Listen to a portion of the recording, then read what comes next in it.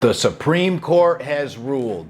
Monster decision regarding Purdue Pharma, the makers of Oxycontin, and the Sackler family, the family that owns Purdue. What does this mean? What's going to happen? What does this mean for the victims? We're going to break it all down. Let's go.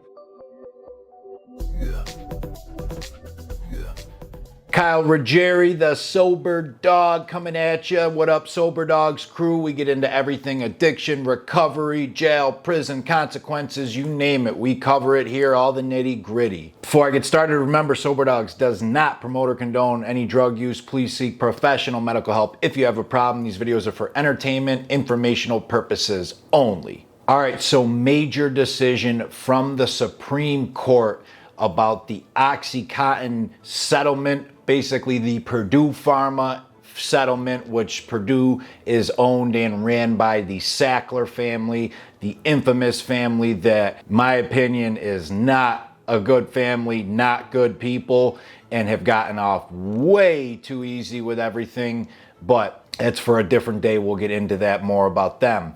So what is this decision? So for years and years, basically the past 8-9 years, multiple states, multiple county governments, multiple victims' families, Native American tribes, there's a whole bunch and group of people that have sued the makers of Oxycontin, Purdue Pharma. Some have sued Purdue, some have sued the Sackler family themselves, the owners of Purdue Pharma. Most of it was wrapped up into one monster settlement agreement that was about $6 billion total that the Sacklers would have to pay out. You know, a chunk of it going to all the lawyers and people involved, and then the rest divvied up between all the people involved: victims, states, Native American tribes, even corporations were involved. CVS is one of them that sued. Blue Cross Blue Shield is one of them that sued. So everyone would get their piece, you know, and the big part of it was almost $1 billion was going to go towards treatment and harm reduction and helping future people that are suffering or active people that are still suffering, towards rehabs and a lot of things like that. So all this was wrapped up and was going through the court process. And because it's a multi-billion-dollar company with dozens and dozens of different lawsuits from states and people and hundreds of people involved, of course, what the Sacklers did and a lot of the lawyers is strung it out and strung it out and strung it out, partially because it takes a long time to do stuff like this, but also partially because they kept suing and countersuing and appealing this, and there's just documents of paperwork in these settlements. So finally, it gets to a decision and it's all kind of lumped together, and everything's agreed upon, and it gets agreed upon with multiple courts, and it's good to go. The settlement itself, we'll get into in a little bit if it was fair or not, but it was agreed upon by both sides. So it goes to the Supreme Court. It goes through multiple different courts and gets all the way up to the Supreme Court. And the end of June, the Supreme Court ruled on it, and they rejected it. This is huge that the Supreme Court rejected it. What does that mean? That means the Supreme Court basically said that there is no precedent in the law that covers what is in the settlement agreement for one specific part, being that the Sacklers, the family that owns Purdue, negotiated as part of the agreement that they cannot be sued in the future. That's huge. They negotiated that once they pay this off and once this deal is inked in, they cannot be sued in the future for this. The Supreme Court said, there's nowhere in law that says you can't be sued in the future. Absolutely not. So they rejected it in a 5-4 decision, and it was mixed too. Usually you see Supreme Court go on ideological lines, you know, Republican and Democrat. This was completely mixed. There was Democrats and Republicans that were in the majority, and there was Democrats and Republicans in the minority, in the dissenting. What are the implications of this? The negative part of this being rejected by the Supreme Court is years and years and years of negotiation goes back to square one. Also, all that money that was slated to go to victims' families, victims themselves, whole communities that were hurt, companies that got screwed by Purdue, all that money that they thought, okay, finally 8 years into it, we can finally get some, starts back at square one. Right now, nothing is inked in. All the deal starts back at zero because the Supreme Court, the highest court in the land, rejected it. That sucks for the victims. That money that was going to go to treatment, close to $1 billion of it, that was going to go towards helping people, rehabs, harm reduction treatment, back to square one. Zero right now. All that sucks for the people that were counting on that money, the people that got screwed, the people that have been waiting years. It's really sad and bad that they, now have to relive this and go through it again for years and years and years and deal with lawyers and all that BS. That's the part that's really negative.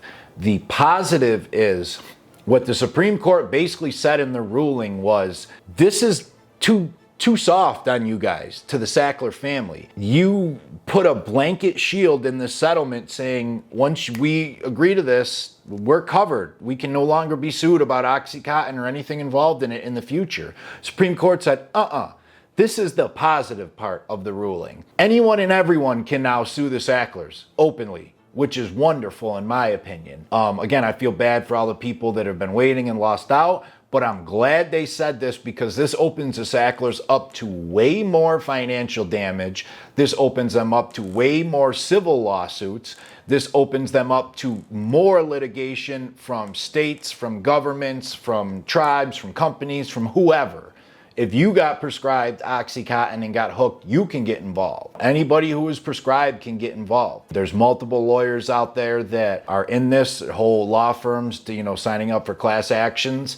So just Google it and you could find out a lot of it's restarting because of this, so you can find out. That's the positive part, which is good. Now, at least hopefully, they'll be hit for more money. They'll be hit more civil litigation, and hopefully they can even be hit harder. I don't know if this is even possible with the situation, but criminally, I don't think it's gonna happen because there's way too much backdoor BS with these monster companies and the government, but one can always hope. All the lawsuits combined, estimates over $1 trillion in damage, with all these different governments and all these people. Now the end settlement was going to be $6 billion, with about 4 of that, 4.2, 4.3, the Sacklers actually paying out, and they have a decade to pay it out, along with some other money in dissolving their company, Purdue Pharma, into a different entity. Again, now all that starts back at zero. Hopefully now they could be hit for way more than that, because the Sackler family net worth is more than $6 billion.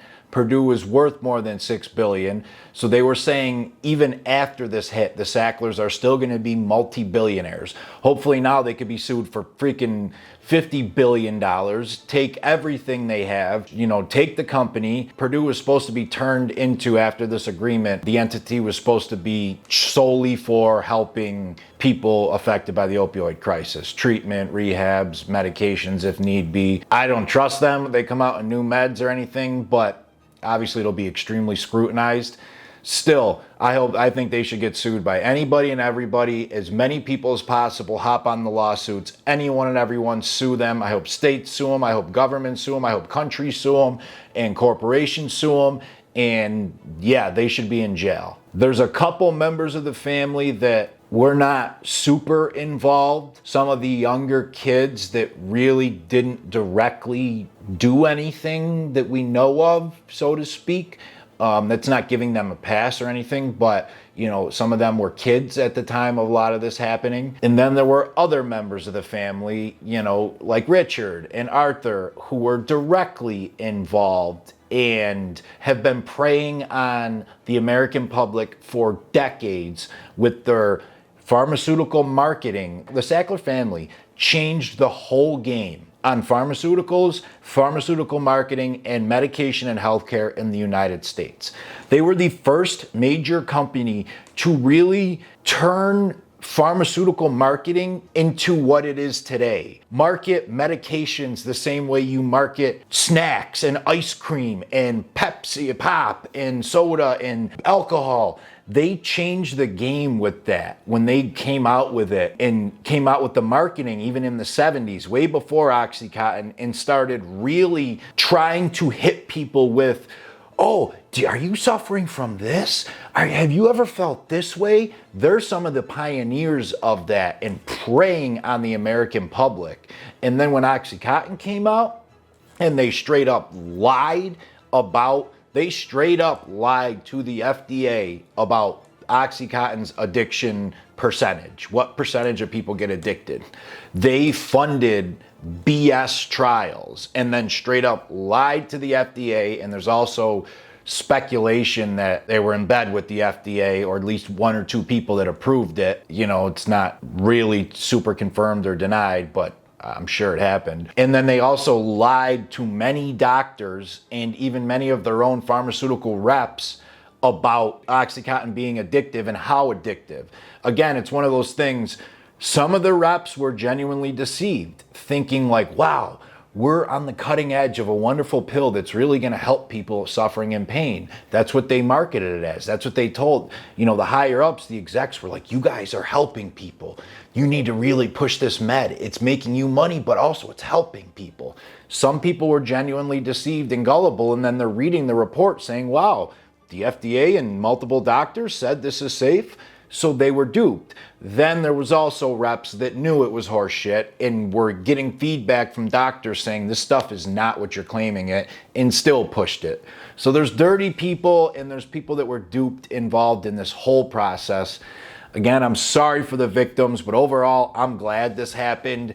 I wish it would go quicker.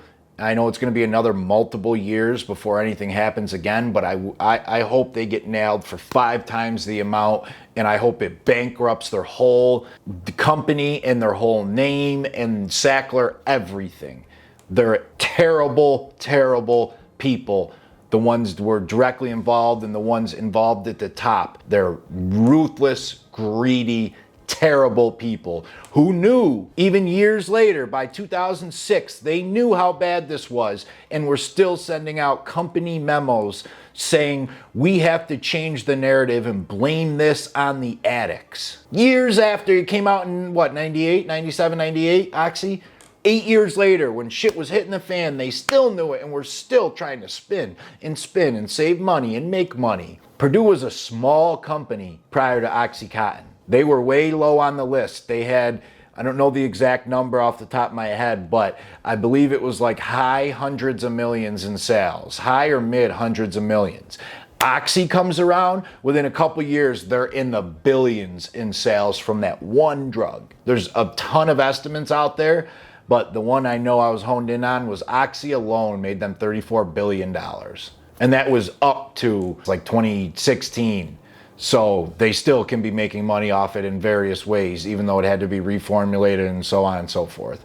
Anyway, that's what happened. I'm going to keep you guys updated on anything and everything Purdue Pharma, anything and everything Sackler, and any decisions.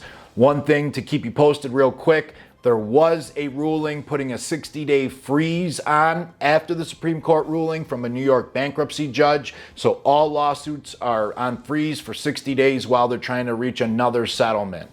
I don't know what that means exactly or what it's going to produce, but I'll keep you guys posted. If you like Soberdogs content, please help me out. Hit that like, that subscribe.